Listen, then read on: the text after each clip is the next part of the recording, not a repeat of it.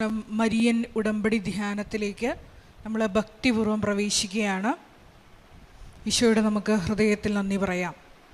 ദൈവപിതാവിനാൽ ആകർഷിക്കപ്പെട്ടിട്ട് പരിശുദ്ധ ദൈവമാതാവ് ജീവനോടെ പ്രത്യക്ഷയായ ഈ അൾത്താരയിൽ ഈ സമയം നമ്മളെ ഒരുമിച്ച് കൂട്ടിയ ദൈവപിതാവിൻ്റെ സ്നേഹത്തിന് നമുക്ക് ഹൃദയത്തിൽ നന്ദി പറയാം. 2004 ഡിസംബർ 7-ാം തീയതി ഉച്ചകഴിഞ്ഞ് 2:30 ഇതുപോലൊരു ആരാധന മധ്യയാണ് ദൈവമാതാവ് സമയഘടികാരം നെഞ്ചിൽ ചാർത്തി ഈ അൾത്താരയിൽ പ്രത്യക്ഷയായിക്കൊണ്ട് ദുരന്തം ഉണ്ടാകുവാൻ പോകുന്നു, പ്രാർത്ഥിക്കണമെന്ന വലിയ ദൈവിക സന്ദേശം കൈമാറിയത്. ജീവിതത്തിൻ്റെ വിവിധ ദുരന്ത മുഖങ്ങളിലായിരുന്നു കൊണ്ടാണ് നമ്മളും പരിശുദ്ധ അമ്മ ജീവനോടെ പ്രത്യക്ഷപ്പെട്ട ഈ ആലയത്തിൽ വന്നുകൊണ്ട് മരിയൻ ഉടമ്പടിയെടുത്ത് പ്രാർത്ഥിച്ചുകൊണ്ട് ആ ദുരന്ത മുഖങ്ങളെ അതിജീവിക്കുവാൻ ദൈവ കരുണയ്ക്ക് വേണ്ടി നോക്കി പാർക്കുന്നത്. ഈ ധ്യാനം നയിക്കുവാൻ പോകുന്ന കൃപാസനത്തിൻ്റെ സ്ഥാപക ഡയറക്ടറായ ബഹുമാനപ്പെട്ട VP ജോസഫ് അച്ഛനെ ദൈവപിതാവിൻ്റെ കരങ്ങളിൽ സമർപ്പിച്ച് നമുക്കൊരു നിമിഷം പ്രാർത്ഥിക്കാം. അച്ഛൻ്റെ ആരോഗ്യത്തെ പ്രത്യേകമായിട്ട് സമർപ്പിച്ച് പ്രാർത്ഥിക്കാം. ഈശോയെ, ഈ ആരാധനയിലൂടെ നീളം അച്ഛനിലൂടെ നീ തന്നെ ഞങ്ങളോട് സംസാരിക്കണമേ എന്ന് പ്രാർത്ഥിക്കുന്നു. മരിയൻ ഉടമ്പടി നിബന്ധനകൾ വിശ്വസ്തതാപൂർവം പാലിക്കാനുള്ള വലിയ അഭിഷേകം ഈ ആരാധനയിലൂടെ ഞങ്ങൾക്ക് നൽകണമേ എന്ന് പ്രാർത്ഥിക്കുന്നു.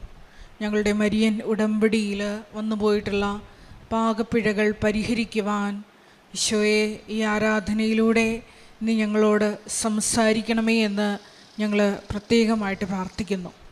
2015 മുതൽ കൃപാസനത്തിൽ വന്ന് തീർത്ഥാടക ഉടമ്പടിയെടുത്ത് ലോകത്തിൻ്റെ വിവിധ ഭൂഖണ്ഡങ്ങളിലായിരിക്കുന്ന ഓരോ മക്കളെയും ഈ സമയം നമുക്ക് ഈ അൾത്താരയിൽ സമർപ്പിച്ച് പ്രാർത്ഥിക്കാം.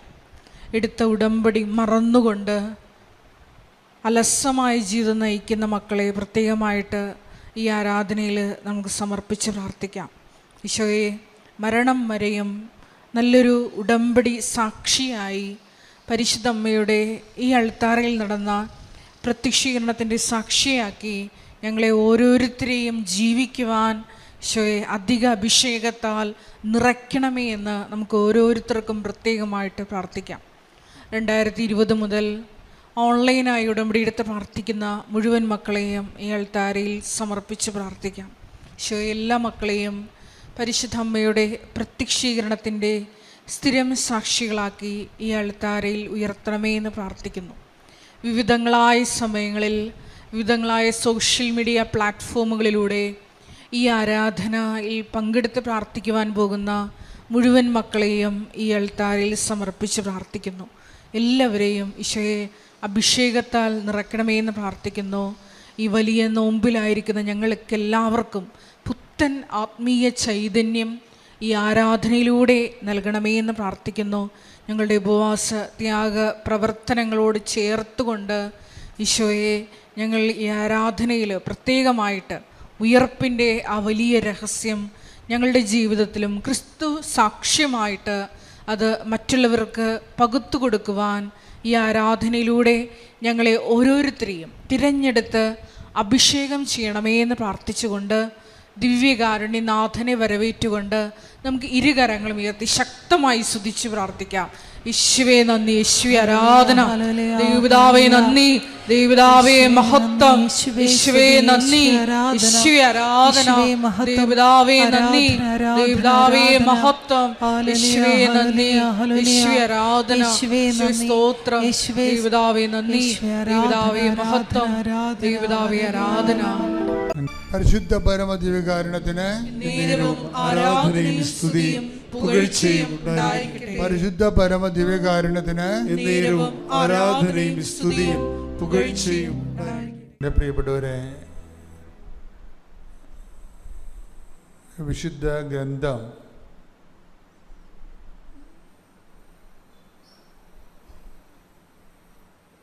അതിൻ്റെ ഓരോ വചനങ്ങളും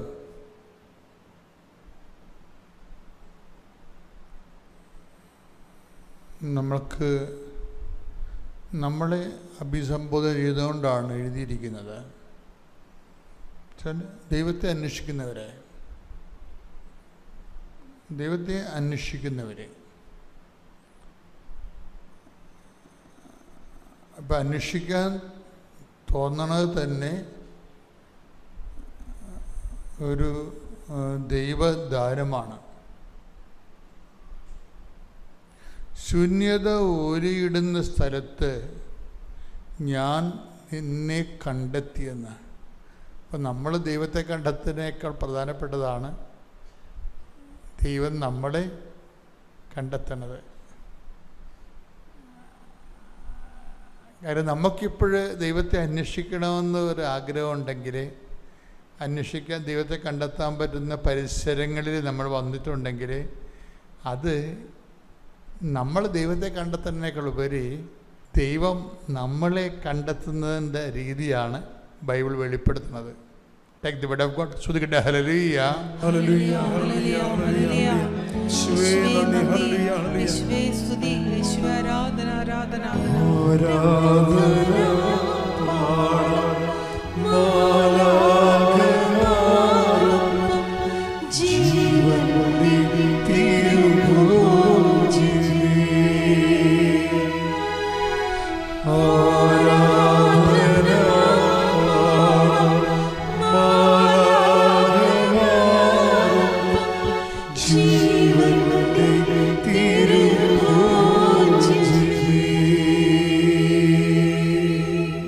നിയമാവർത്തനം 32:10. അവിടുന്ന് അവനെ മരുഭൂമിയിൽ ശൂന്യത ഓരിയിടുന്ന മണരാരണ്യത്തിൽ കണ്ടെത്തി അവനെ വാരിപ്പുണർന്നു. താൽപര്യപൂർവം പരിചരിച്ച് തന്റെ കണ്ണിലുണ്ണിയായി സൂക്ഷിച്ചു. അപ്പോഴേ നമ്മൾ ഒരു പക്ഷേ ഈ മരുഭൂമിയുടെ അവസ്ഥ എന്താ? മരുഭൂമിയുടെ അവസ്ഥ എന്താണ്? തണൽ മരങ്ങൾ ഒന്നും ഉണ്ടാകത്തില്ല. തണലിനെ ഒരിക്കലും നമ്മൾ സ്നേഹിക്കരുത്, ശാശ്വതമായി സ്നേഹിക്കരുത്. തണലില്ലാതെ വളരാൻ പറ്റണം. ബൈബിളിൻ്റെ ഒരു കാഴ്ചപ്പാടതാണ്, തണലില്ലാതെ വളരാൻ പറ്റണമെന്ന്. അതറിയണമെങ്കിൽ യോന ഭയങ്കര എരിവെയിലത്ത് ഇരുന്നപ്പോൾ ദൈവം ഒരു ചെടി മുളപ്പിച്ചു. ആ ചെടിയുടെ അത് വളർന്നിട്ട് അതിന് തണലുണ്ടായപ്പോൾ ഭയങ്കരമായിട്ട് യോനയ്ക്ക് സന്തോഷമുണ്ടായി. തണലുണ്ടായില്ല. അപ്പം തണൽ വരുമ്പോൾ എപ്പോഴായാലും നമ്മൾ നമ്മുടെ മനസ്സിനെ പഠിപ്പിക്കണം. എന്താണ്? ഈ തണൽ വിട്ടുകൊടുക്കാൻ നമ്മൾ തയ്യാറായിരിക്കണം. തണൽ ദൈവം മാത്രമാണ്. ബൈബിളിൻ്റെ കറക്റ്റ് ബൈബിൾ എന്ത് രസമാണ്. കൈയടിച്ച ശ്രുതിയുടെ ഹല്ലേലൂയ.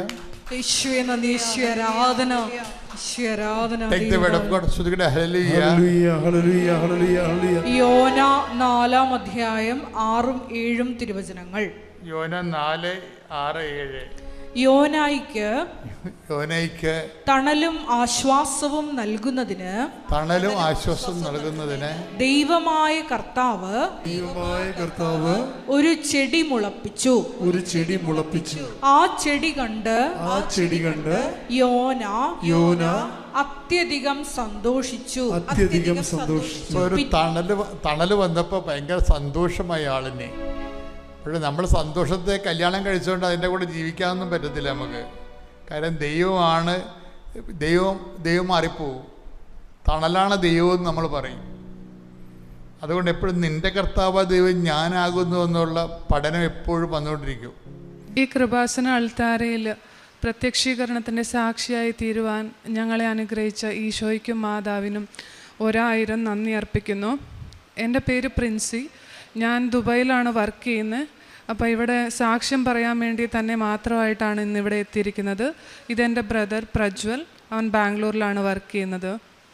ഞാൻ ആദ്യമായിട്ട് കൃപാസന മാതാവിനെക്കുറിച്ച് കേൾക്കുന്നത് 2023 സെപ്റ്റംബർ മാസത്തിൽ എൻ്റെ അനീതി വഴിയാണ്. അപ്പോൾ എൻ്റെ ഹസ്ബൻഡ് ജോലി നഷ്ടപ്പെട്ടിരിക്കുന്ന ഒരു സമയമായിരുന്നു. അപ്പം ഇങ്ങനെ കൃപാസനത്തിൽ ഉടമ്പടി എടുത്ത് പ്രാർത്ഥിച്ചാൽ ജോലി കിട്ടും ഇങ്ങനെയുള്ള ഇതൊക്കെ കേട്ടപ്പോഴാണ് ഞാൻ ഉടമ്പടി എടുക്കുന്നത്. അങ്ങനെ ഉടമ്പടി എടുത്തു. ഞാൻ കൂടുതലും ഞാൻ ലൗകികമായിട്ടുള്ള കാര്യത്തിനെ കുറിച്ചായിരുന്നു ആ റിക്വസ്റ്റിൽ എഴുതിയിരുന്നത്. അപ്പം 3 മാസം ഞാൻ പ്രെയറെല്ലാം ചെയ്തു. പക്ഷേ പ്രേക്ഷിത പ്രവർത്തനത്തിനും പിന്നെ കാരുണ്യ പ്രവൃത്തിക്കൊന്നും ഞാൻ അത്ര മഹത്വം കൊടുത്തില്ല. പക്ഷെ അല്ലാത്ത 3 കാര്യങ്ങൾ ഞാൻ ചെയ്തിരുന്നു. അപ്പോൾ 3 മാസം പ്രാർത്ഥിച്ചിട്ടും ഈ പ്രെയർ റിക്വസ്റ്റിൻ്റെ മെയിൻ നിയോഗമൊന്നും നടന്നില്ല. അപ്പോൾ എനിക്ക് പിന്നെ ഞാൻ ഓർത്തു ഓക്കെ ഇതൊന്നും അത്ര ശരിയാവില്ല. പിന്നെ ഞാൻ ഉടമ്പടി ഉഴപ്പി ഞാൻ പിന്നെ അത് സ്കിപ്പ് ചെയ്തു. അത് കഴിഞ്ഞ് 1 വർഷം കഴിഞ്ഞപ്പോഴാണ് എനിക്കിങ്ങനെ യൂട്യൂബിലൂടെ ഓരോ റെക്കമെൻഡേഷൻസ് വരുമായിരുന്നു, സാക്ഷ്യങ്ങൾ. അപ്പോൾ ഇങ്ങനെ ഓരോ സാക്ഷ്യങ്ങൾ ഞാൻ കേൾക്കുമായിരുന്നു. പിന്നെയും ഓരോന്നിങ്ങനെ കേട്ട് എനിക്ക് കുറച്ചും കൂടിയും വിശ്വാസം വന്നു. അപ്പോൾ എനിക്ക് തോന്നി ഞാൻ തിരികെ ഉടമ്പടി ജീവിതത്തിലേക്ക് തിരിച്ചു വരണമെന്ന്. അപ്പം ഒരു കാര്യം എനിക്ക് ഉടമ്പടി ജീവിതത്തിൽ ഇഷ്ടപ്പെട്ട എന്താണെന്ന് വെച്ചിട്ടുണ്ടെങ്കിൽ ഞാൻ ഒരുപാട് ആത്മീയ വളർച്ച ഒരുപാടുണ്ടായിരുന്നു. ഞാൻ കുറേ പ്രാർത്ഥിക്കുമായിരുന്നു. ബൈബിള് കുറവ് വായിച്ചുകൊണ്ടിരുന്ന ഒരാളാണ് ഞാൻ. പ്രാർത്ഥനകൾ ചെല്ലും പക്ഷേ ബൈബിള് വായിക്കില്ലായിരുന്നു. അപ്പോൾ ഈ ഉടമ്പടി എടുത്തേ പിന്നെ ഞാൻ ഇതൊക്കെ ചെയ്യാൻ തുടങ്ങി. പിന്നെ ആൾക്കാരോട് ഞാൻ കുറേയും കൂടി എളിമയോടെ പെരുമാറാൻ തുടങ്ങി. ചെയ്യുന്ന കാര്യങ്ങൾ ആത്മാർത്ഥമായിട്ട് ചെയ്യുമായിരുന്നു, മറ്റുള്ളവരെ ഹെൽപ്പ് ചെയ്യുന്ന ടൈമിലൊക്കെ. അപ്പോൾ അതൊക്കെ മനസ്സിൽ ഓർത്തിട്ട് ഞാൻ ഓർത്തു ഓക്കെ ഞാൻ ഒന്നും കൂടിയും ഉടമ്പടി പുതുക്കി നോക്കാം. അങ്ങനെയാണ് ഞാൻ പിന്നെയും ഓൺലൈൻ ഉടമ്പടി എടുക്കുന്നത് 1 വർഷത്തിന് ശേഷം. അപ്പോൾ എനിക്ക് കുറേ ദിവസം 1 വർഷം 1.5 വർഷമായിട്ട് അലർജി ചുമയുണ്ടായിരുന്നു. അപ്പോൾ എവറി മന്ത് ഞാൻ 1 പ്രാവശ്യമെങ്കിലും ഹോസ്പിറ്റലിൽ പോയിരിക്കും. പിന്നെ ആൻറ്റിബയോട്ടിക്സ് കഴിക്കും. അതിൻ്റെ പവറങ്ങ് തീരുമ്പോൾ പിന്നെയും നെക്സ്റ്റ് മന്ത് പിന്നെയും ചുമ. ഇതേപോലെ ഏകദേശം 1.5 വർഷത്തോളം ഉണ്ടായിരുന്നു. അപ്പം ഞാൻ ഈ ഉടമ്പടി എടുത്തപ്പോൾ അത് മെല്ലെ മാറി. അപ്പം ഞാൻ മാതാവിനോട് പറഞ്ഞിരുന്നു ഞാൻ ഉടമ്പടി എടുത്തിട്ടുണ്ട് അമ്മേ, ഇനി എന്നെ ഹോസ്പിറ്റലിൻ്റെ പടി കയറ്റരുതെന്ന്. അപ്പോൾ അങ്ങനെ അത് ചുമ കംപ്ലീറ്റായിട്ട് എനിക്ക് മാറി. അപ്പോൾ അന്നേരം അത് കഴിഞ്ഞിട്ടാണ് എനിക്ക് ഒരു ദിവസം കിഴുവയറ് വേദന വന്നു. അപ്പം അങ്ങനെ ഹോസ്പിറ്റലിൽ ചെന്നപ്പോൾ അവർ എക്സ്റേ എടുത്തപ്പോൾ പറഞ്ഞു കിഡ്നി സ്റ്റോണ് അങ്ങനെ എന്തോ പ്രശ്നം കാണുന്നുണ്ട്, അൾട്രാസൗണ്ട് ചെയ്യണമെന്ന്. അത് കഴിഞ്ഞ് ഞാൻ വീട്ടിൽ വന്ന് തൈലം ഉണ്ടായിരുന്നു. ആ തൈലം വെച്ച് പ്രാർത്ഥിച്ചിട്ട് ഞാൻ പോയി അൾട്രാസൗണ്ട് ചെയ്തു. അവിടെ നോക്കുമ്പോൾ ഒന്നും കാണുന്നില്ല. അപ്പം ഈ എക്സ്റേ എടുത്ത ഡോക്ടറിനെ വിളിച്ചിട്ട് ചോദിക്കുമ്പം അവരും ഷോക്ക്ഡായി. ഓക്കെ ഇത് എക്സ്റേയിൽ കാണിച്ചു, ഇതെന്താ കാണിക്കുന്നില്ല. അങ്ങനെ ഇതൊരു സംഭവം ഉണ്ടായിരുന്നു. അത് കഴിഞ്ഞിട്ടാണ് ഞാൻ ഒരു 6 ഇയേഴ്സായിട്ട് വർക്ക് ഫ്രം ഹോമാണ് ചെയ്തുകൊണ്ടിരിക്കുന്നത് ദുബായിൽ. പക്ഷേ ഓഫീസ് ഇന്ത്യയിലാണ്. അപ്പം അവരൊരു ദിവസം എന്നോട് പറഞ്ഞു ഞങ്ങളിവിടെ പുതിയ NTT തുടങ്ങാൻ പോവുക ബാംഗ്ലൂരിൽ. അപ്പം വർക്ക് ഫ്രം ഹോം ഇന്ത്യയിലുള്ളവർക്ക് മാത്രമേ പെർമിറ്റ് ആവുന്നുള്ളൂ. അപ്പം നീ ഇന്ത്യയിലേക്ക് വരേണ്ടി വരുമെന്ന്. അപ്പം ഫാമിലി മൊത്തം UAE-യിലാണ്. കൊച്ചിൻ്റെ സ്കൂൾ അഡ്മിഷൻ എല്ലാം കഴിഞ്ഞു. അപ്പോൾ അത് പറ്റാത്തൊരു സാഹചര്യമായിരുന്നു. അപ്പോൾ എനിക്കാകെ വിഷമമായി. അപ്പോൾ ഞാൻ ഓർത്തു ഓക്കെ എന്തായാലും ഞാനിവിടെ വന്ന് തീർത്ഥാടക ഉടമ്പടി എടുക്കണം. അങ്ങനെയുള്ളൊരു തീരുമാനത്തിലെത്തി. കഴിഞ്ഞ 25 ഒക്ടോബർ 24 ഇവിടെ വന്ന് ഞാൻ തീർത്ഥാടക ഉടമ്പടി എടുത്തു. അതിലാദ്യം വെച്ച നിയോഗമായിരുന്നു എനിക്കൊരു നല്ല ജോലി UAE-യിൽ ആവണം എന്നുള്ളത്. പിന്നെ എൻ്റെ ബ്രദറിന് ഒരു നല്ല ജോലി ആവണം, അങ്ങനെ ചില കാര്യങ്ങൾ. പിന്നെ എൻ്റെ ഹസ്ബൻഡിൻ്റെ കോൺട്രാക്റ്റ് റിന്യൂ ആകണം. അങ്ങനെ കുറച്ച് കാര്യങ്ങൾ ഞാൻ എഴുതി. ഇവിടെ ജപമാല റാലി കൂടി. അങ്ങനെ ഞാൻ തിരിച്ചുപോയി എനിക്ക് വലിയ ടെൻഷനൊന്നും ഇല്ലായിരുന്നു. എല്ലാവരും ചോദിക്കും നിനക്ക് ജോലി നഷ്ടപ്പെടാൻ പോവുക. എനിക്ക് 12 ഇയേഴ്സ് എക്സ്പീരിയൻസ് ഉണ്ട്. അപ്പോൾ ജോലി നഷ്ടപ്പെട്ട് അവിടെ UAE-യിൽ ജോബ് സെർച്ച് ചെയ്യുന്നത് വളരെ ഡിഫിക്കൽട്ടാണ്. അപ്പോൾ നിനക്ക് ടെൻഷൻ ഇല്ലേന്ന് എന്നെ വീട്ടിലെല്ലാവരോടും ചോദിക്കും. അപ്പോൾ എനിക്ക് എന്തോ ഒരു ഉള്ളും കൊണ്ടൊരു വിശ്വാസം ഉണ്ടായിരുന്നു മാതാവ് എന്നെ കൈവിടില്ല എന്ന്. അപ്പം ഞാൻ ആ വിശ്വാസത്തിൽ മുന്നോട്ട് പോയി. December 1st week 2nd week ആയിട്ട് പോലും എനിക്ക് ജോലി ആവുന്നില്ല. അപ്പോൾ എനിക്ക് ടെൻഷൻ തുടങ്ങി. അപ്പം എനിക്ക് കുറേ റെക്കമെൻഡേഷൻ സാക്ഷ്യങ്ങൾ വരാൻ തുടങ്ങി, അത് ഡേറ്റ് വെച്ച് പ്രാർത്ഥിക്കുന്നതിനെക്കുറിച്ച്. അപ്പം ഞാൻ ഓർത്തു ഓക്കെ അന്ന് ഞാൻ ഇതൊന്ന് ടെസ്റ്റ് ചെയ്തു നോക്കാം. അപ്പോൾ ഏത് ഡേറ്റ് ഇടും, ഏതായാലും ക്രിസ്മസിന് മുന്നേ ജോലി കിട്ടിയ സന്തോഷമാവുമല്ലോ. അപ്പോൾ പറഞ്ഞിട്ട് ഞാൻ ഡിസംബർ 25 മുന്നിൽ ഒരു ജോലി കിട്ടണമെന്ന് ഞാൻ എഴുതി ഇവിടെ നിന്ന് ഞാൻ കൃപാസനത്തിൻ്റെ മാതാവിൻ്റെ സ്റ്റാച്ചു കൊണ്ടുപോയിരുന്നു. അപ്പോൾ അതിൻ്റെ അടിയിൽ ഞാനിങ്ങനെ വെച്ചു. അത് കഴിഞ്ഞ് 23rd ആയിട്ടും എനിക്കൊരു ഇൻ്റർവ്യൂ കോൾസ് പോലും വരുന്നില്ല. അപ്പോൾ എൻ്റെ മനസ്സിൽ തോന്നി തുടങ്ങി ഓക്കെ ഇതൊക്കെ വെറുതെയാണെന്ന് തോന്നുന്നു ആൾക്കാർ പറയുന്നത്, ഏതായാലും എൻ്റെ കാര്യത്തിൽ ഇതൊന്നും നടക്കാൻ പോകുന്നില്ല. ഇങ്ങനെയുള്ള രീതിയിൽ ഞാൻ ചിന്തിച്ചു. അത് കഴിഞ്ഞ് ഞാനിങ്ങനെ 23rd ഒരു ട്യൂസ്ഡേ ആണ്, ഉടമ്പടി ധ്യാനമുള്ള ദിവസമാണ്. അപ്പം ഞാനത് നോക്കുന്നതിന് മുമ്പേ ഞാനിങ്ങനെ മാതാവിനോട് പറഞ്ഞു, മാതാവേ അറ്റ്ലീസ്റ്റ് ഒരു ഇൻ്റർവ്യൂ കോളെങ്കിലും വരട്ടെ ഈ ഉടമ്പടി ധ്യാനം കഴിയുമ്പോഴത്തേനോന്ന്. അങ്ങനെ ഞാൻ ഉടമ്പടി ധ്യാനം സ്റ്റാർട്ട് ചെയ്തു. വിതിൻ ഫ്യൂ സെക്കൻഡ്സ് എനിക്കൊരു കോൾ വന്നു, ഇൻ്റർവ്യൂ കോൾ. അതും ഒരു ബാങ്കിങ് ഡൊമെയിൻ്റെ ഒരു കമ്പനിയാണ്. എനിക്കൊരു ബാങ്കിങ് ഡൊമെയിൻ്റെ എക്സ്പീരിയൻസും ഇല്ല, പക്ഷേ എന്നാലും അവർ ഓക്കെയാണ്. അപ്പോൾ അവർ ഇൻ്റർവ്യൂ ഷെഡ്യൂൾ ചെയ്യാമെന്ന് പറഞ്ഞു. 24th അവർ ഇൻ്റർവ്യൂ ഷെഡ്യൂൾ ചെയ്തു. അപ്പോൾ രാവിലെ ഞാൻ ഇൻ്റർവ്യൂ പ്രിപ്പയർ ചെയ്തുകൊണ്ടിരിക്കുന്ന സമയത്ത് ഭയങ്കര മുല്ലപ്പൂവിൻ്റെ മണം. അപ്പോൾ ഇതിലും മുന്നേ എനിക്ക് ഒരുപാട് പ്രാവശ്യം ഇതുപോലെ കുറേ സ്ഥലങ്ങളിൽ മുല്ലപ്പൂവിൻ്റെ മണം വരുമ്പോഴൊക്കെ ഞാൻ മാതാവിനോട് പറയും, ഞാൻ ഒറ്റയ്ക്കുള്ള സമയത്ത്, എനിക്ക് വീട്ടിലുള്ള സമയത്ത് എനിക്ക് മണം വന്നാൽ മാത്രമേ ഞാൻ വിശ്വസിക്കുകയുള്ളൂ, അല്ലെങ്കിൽ വല്ല പെർഫ്യൂം ആയിരിക്കും, അങ്ങനെയൊക്കെയുള്ള വിചാരമായിരുന്നു. അപ്പോൾ ഇത് നല്ല മണം വരുന്നു. അപ്പോൾ എൻ്റെ അനിയത്തി വീട്ടിലുണ്ടായിരുന്നു, അവളോട് ചോദിച്ചപ്പോൾ അവൾക്ക് മണമൊന്നും വരുന്നില്ല. അപ്പോൾ ഞാൻ ഓർത്തു, ഒരു 20th ഒക്കെ ആയപ്പോഴത്തേനും കരോളുണ്ടായിരുന്നു ഞങ്ങൾക്ക് അവിടെ. അപ്പോൾ ഉണ്ണീശോനെ കൊണ്ട് കിടത്തുന്ന ടേബിളിൽ വെക്കാൻ വേണ്ടിയിട്ട് മുല്ലപ്പൂവിൻ്റെ മാല ഞങ്ങൾ കൊണ്ടുവന്നിട്ടുണ്ടായിരുന്നു. അപ്പോൾ അത് ഉണ്ണീശോനെ കൊണ്ട് പോയി കഴിഞ്ഞിട്ട് ഞാനത് മാതാവിന് ചൂടിച്ചേർന്നു. അപ്പോൾ എൻ്റെ വിചാരം, ഓക്കെ ഞാനിത് എവിടെയോ ഡസ്റ്റ്ബിന്നിൽ കളഞ്ഞിട്ടുണ്ട്, അതിൻ്റെ മണമായിരിക്കും. ഏതായാലും ഇൻ്റർവ്യൂ കഴിയട്ടെ എന്നുള്ള രീതിയിൽ ഇൻ്റർവ്യൂ എല്ലാം കഴിഞ്ഞു. അത് കഴിഞ്ഞ് ഞാൻ ആദ്യം ചെയ്ത കാര്യം എന്ന് വെച്ചിട്ടുണ്ടെങ്കിൽ എൻ്റെ ഡസ്റ്റ്ബിന്നെല്ലാം അരിച്ചു പറക്കി, അതിലൊരു പൂവില്ല, ഒന്നുമില്ല. അപ്പോഴാണ് ശരിക്കും ഞാൻ ഓക്കെ എനിക്ക് ഇത്ര നാൾ കിട്ടിക്കൊണ്ടിരിക്കുന്നത് സുഗന്ധാഭിഷേകം തന്നെയാണെന്ന് വിശ്വസിച്ചത്. അപ്പോൾ അങ്ങനെ 24th ആയപ്പോഴത്തേനും എൻ്റെ ഇൻ്റർവ്യൂ കഴിഞ്ഞ ദിവസം തന്നെ എനിക്ക് NDA സൈൻ ചെയ്തു. ഇമ്മീഡിയറ്റ് എല്ലാം 25th ആയപ്പോഴത്തേനും എനിക്ക് ജോബ് കൺഫർമേഷനായി. അപ്പോൾ അന്നേരമാണ് എനിക്ക് എൻ്റെ ആങ്ങള് 2 years മുന്നേ എഞ്ചിനീയറിംഗ് പാസ് ഔട്ടാണ്. അപ്പോൾ അവന് ജോലി ആയിട്ടില്ല. അപ്പം നോക്കാം അവൻ്റെ ജോലിക്ക്, അതിനും വേണ്ടി ഞാൻ ഡേറ്റ് എഴുതി പ്രാർത്ഥിക്കാമെന്നും പറഞ്ഞ് ഞാൻ ഡേറ്റ് എഴുതി പ്രാർത്ഥിക്കാൻ വെച്ചു. ഈ മാതാവിൻ്റെ സ്റ്റാച്യൂൻ്റെ താഴെ തന്നെ December 31 ന്യൂ ഇയറിന് മുന്നേ ജോലി കിട്ടണമെന്നും പറഞ്ഞു. അപ്പം December 31 ആയപ്പോഴത്തേനും ഇവൻ ഏകദേശം ഒരു കൺഫർമേഷൻ ഉണ്ട്, പക്ഷേ ഒഫീഷ്യൽ കൺഫർമേഷൻ ഇല്ല. അപ്പോൾ എനിക്കിങ്ങനെ തോന്നി, ഞാനിവിടെ നിന്ന് കുറേ പത്രങ്ങൾ കൊണ്ടുപോയി, അവിടെ മലയാളം, ഇംഗ്ലീഷ്, തമിഴ് അങ്ങനെ. അപ്പോൾ തമിഴ് കൊടുക്കാൻ എനിക്കൊരു മടി, കാരണം ആൾക്കാർ നോ പറയും, അവരോട് എങ്ങനെ എക്സ്പ്ലെയിൻ ചെയ്യണമെന്ന് എനിക്കറിയില്ല. അപ്പോൾ ഒരു ചമ്മൽ കൊണ്ട് മാത്രം ഞാനതിങ്ങനെ മാറ്റി വെച്ചേക്കുമായിരുന്നു. അപ്പോൾ എൻ്റെ ഹസ്ബൻഡ് പറഞ്ഞു, നീ അത് കൊടുക്ക്, ചിലപ്പോൾ എനിക്ക് ശരിയാവുമെന്ന്. അങ്ങനെ ഞാൻ ഈ പേപ്പർ കൊണ്ടുപോയി ഞങ്ങളൊരു ദിവസം മലയാളം മാസം കഴിഞ്ഞിട്ട് തമിഴ് അവിടെയുള്ള പേപ്പറെല്ലാം തീർത്ത് കൊടുത്തു. അന്ന് വൈകുന്നേരം ഇവൻ എന്നോട് മെസ്സേജ് അയച്ച് പറയുക, എനിക്ക് ജോബ് കൺഫർമേഷനായി, എനിക്ക് ഇന്ന ദിവസം ജോയിനിങ് പറഞ്ഞിട്ടുണ്ടെന്ന്.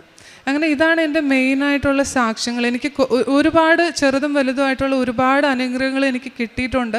ഞാൻ കുറേയൊക്കെ ഇവിടെ നിന്ന് മറന്നുപോയി, പക്ഷേ എനിക്ക് ഒരുപാട് മാതാവിൻ്റെ പ്രസൻസ് എനിക്ക് ഭയങ്കരമായിട്ട് ഫീൽ ചെയ്യാൻ പറ്റിയിട്ടുണ്ട്. എനിക്കത് എല്ലാവരോടും പറയാനും പറ്റിയിട്ടുണ്ട്. ഞാൻ അക്രൈസ്തവരായ കുറേ ആൾക്കാരോട് ഇതിനെക്കുറിച്ച് ഞാൻ എൻ്റെ അനുഭവങ്ങളും പറഞ്ഞിട്ടുണ്ട്. അപ്പം ഇന്നിപ്പോൾ ഞാൻ ഈ സാക്ഷ്യം പറയാൻ വേണ്ടി തന്നെയാണ് ഇവിടെ വന്നത്. അപ്പോൾ ഇന്ന് ഉടമ്പടി പുതുക്കി. അപ്പം ഇനി മുന്നോട്ടേക്കും ഉടമ്പടി ജീവിതത്തിൽ തന്നെ കഴിയണം, മാതാവിൻ്റെ പ്രസൻസിൽ തന്നെ ജീവിക്കണം, ഈശോയും മാതാവിനും ഒരുപാട് അറിയാൻ കഴിയണം എന്നുള്ളൊരു ഏക ആഗ്രഹത്തോടെയാണ് ഞാൻ ഉടമ്പടി പുതുക്കുന്നത്. പിന്നെ എൻ്റെ ബ്രദറിൻ്റെ കാര്യത്തിലാണെങ്കിൽ പോലും ഇവന് അത്ര വലിയ പ്രാർത്ഥിക്കുന്ന ആളൊന്നുമല്ല, ബൈബിൾ വായിക്കാനൊക്കെ ഒരുപാട് മടിയുണ്ടായ ഒരാളായിരുന്നു. അപ്പോൾ ഇവൻ ഉടമ്പടി എടുത്തപ്പോഴത്തേനും ഇവൻ്റെ ആത്മീയ ജീവിതത്തിൽ ഒരുപാട് മാറ്റങ്ങളുണ്ടായിരുന്നു. ബൈബിൾ വായിക്കും, പ്രെയർ ആക്കും, അങ്ങനെയൊക്കെ. അപ്പോൾ ഇവന് ഒരുപാട് മാറ്റങ്ങളുണ്ട്. പിന്നെ ഒരു കാര്യം പറയാൻ ഞാൻ മറന്നുപോയി എന്ന് വെച്ചിട്ടുണ്ടെങ്കിൽ, ഞാൻ ഈ ജോലി കിട്ടിയപ്പോൾ എനിക്ക് ആകെ ഉണ്ടായ ഒരു ടെൻഷൻ, ഞാനിനി എങ്ങനെ ഉടമ്പടി ധ്യാനം കാണും, എനിക്ക് പ്രാർത്ഥിക്കാനൊക്കെ എങ്ങനെ പറ്റും, വർക്ക് ഫ്രം ഹോം പോലെ അല്ലല്ലോ ഓഫീസിൽ പോകുമ്പം.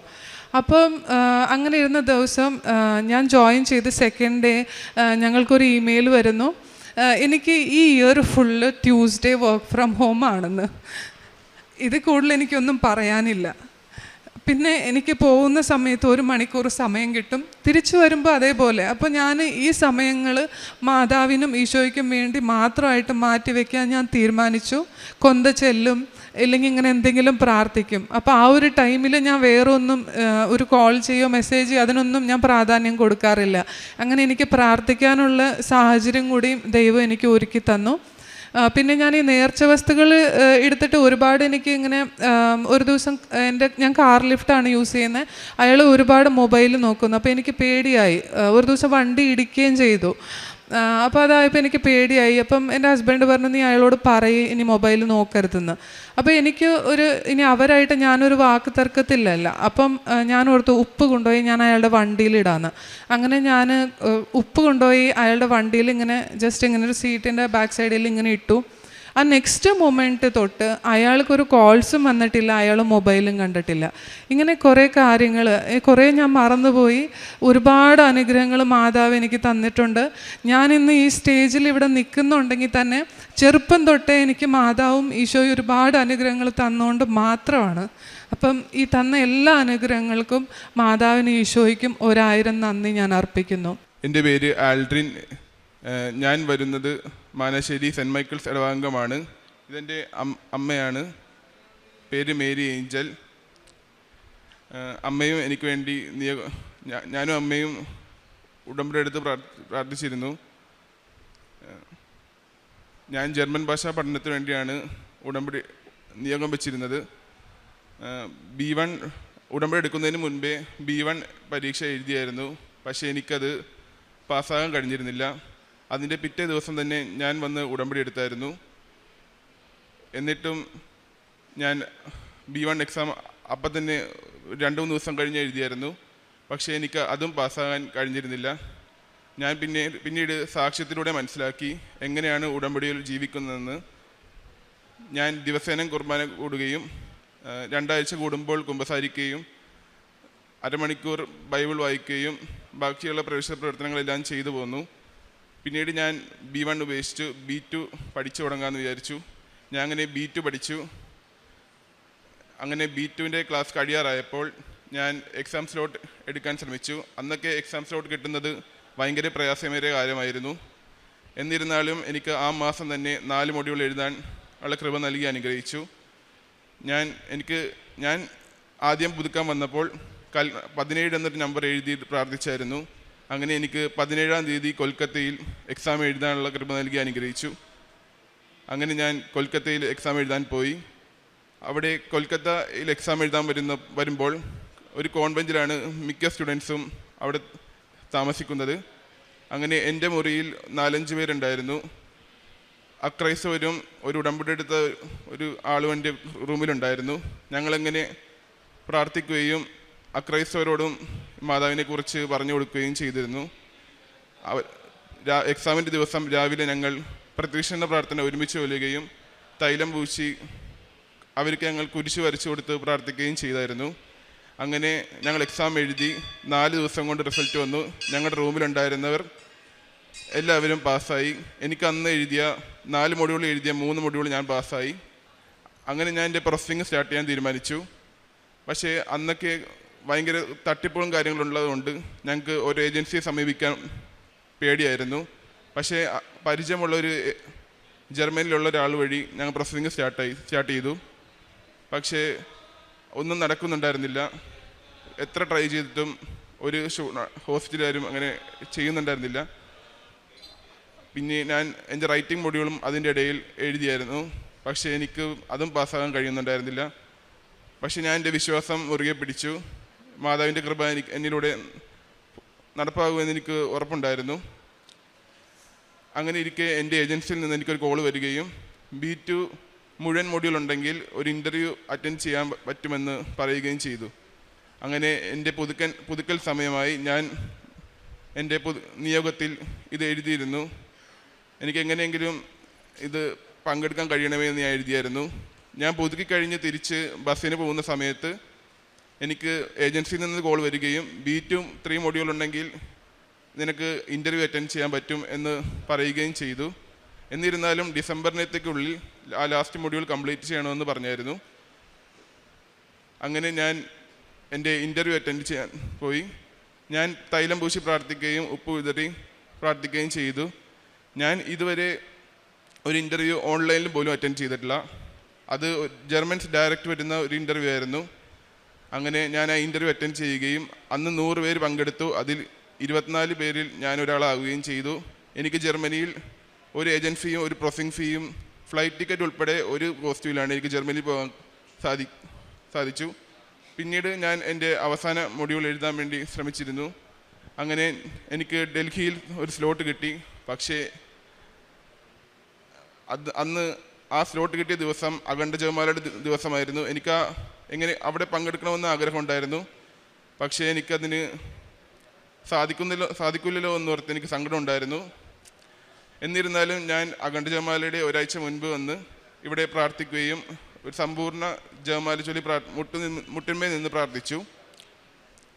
എന്നിട്ട് ഞാൻ ഡൽഹിയിൽ എക്സാം എഴുതി. എനിക്ക് അങ്ങനെ അവിടെ നിന്ന് ഡൽഹിയിൽ നിന്നും പാസ്സാകാൻ കഴിഞ്ഞു. അങ്ങനെ ഞാനിവിടെ VFS ഡോക്യുമെൻറ്റേഷന് വേണ്ടി അച്ഛൻ്റെ അടുത്ത് ബ്ലെസ്സിങ്ങിന് വേണ്ടി വന്നായിരുന്നു. എപ്പോഴും കൃപാസനത്തിൽ വന്ന് തിരിച്ചു പോകുന്ന സമയത്ത് എനിക്ക് എന്തെങ്കിലും അനുഗ്രഹം ലഭിക്കുമായിരുന്നു. പക്ഷേ അന്ന് എനിക്കങ്ങനെ ഒന്നും ലഭിച്ചതായിട്ടൊന്നും കണ്ടില്ല. പക്ഷേ ഒരാഴ്ച കഴിഞ്ഞ് എൻ്റെ ഡൽഹി റിസൾട്ട് വന്നപ്പോൾ ഇവിടെ പ്രാർത്ഥിക്കുമെന്ന് ആ സെയിം ദിവസമായിരുന്നു എൻ്റെ റിസൾട്ട് വന്നിരുന്നത്.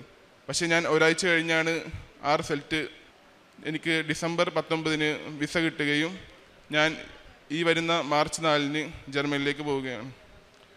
ഇത്രയും അനുഗ്രഹം നൽകാൻ ദൈവമാതാവിന് ഈശംശയ്ക്കും 1000 നന്ദി. വിശുദ്ധ പ്രവർത്തനമായിട്ട് ഞാൻ കൽക്കത്തയിൽ എഴുതിയ 17-ാം തീയതി എന്ന് പറഞ്ഞ് എഴുതി പ്രാർത്ഥിച്ചായിരുന്നു. അത് പാസ്സായി കഴിഞ്ഞപ്പോൾ ഞാൻ 17 കെട്ട് പത്രം ഒറ്റയടിക്കെടുത്ത് കൊടുത്തായിരുന്നു. ക്രൈസ്തവ മേഖലയിലും എല്ലാ സ്ഥലത്തും ഞാൻ വണ്ടിയിലും നടന്നും വിതരണം ചെയ്തായിരുന്നു. പിന്നീട് ഞാൻ ഇൻ്റർവ്യൂവിന് പോയ സമയത്ത് അത് കഴിഞ്ഞ് ഭക്ഷണം പാവപ്പെട്ടവർക്ക് എല്ലാവർക്കും കൊടുക്കാൻ പോയായിരുന്നു. പിന്നീട് അഗതി മന്ദിരങ്ങളിലും എൻ്റെ സന്തോഷവേളകളിൽ, അതായത് ഞാൻ എൻ്റെ ബർത്ത്ഡേ വരെ അവരോടൊപ്പമായിരുന്നു ആഘോഷിച്ചിരുന്നത്.